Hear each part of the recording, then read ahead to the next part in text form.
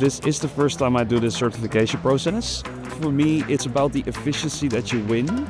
And if you can see it with your own eyes, you're like, oh my God, that's so cool. I'm Efrim. I work at Oatly as a product portfolio manager. I'm from Oatly. You're so cool. Yeah, thank you. I love Oatly too. For me, efficiency and fun goes kind of hand in hand. I work with all those different stakeholders that need to be informed, that need to be having the most actual information. And these points, that's really what Monday is about. Why I am now here is basically to level up my skills, to be surrounded with people that understand the platform and try to get as many people involved within the company to kind of go for the efficiency. If you see what's possible, it will unlock a lot of things, like especially within a new tool.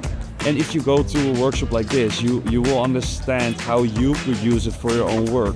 It can be just this one thing someone says and you're like, aha. So I can build it like this and it will work.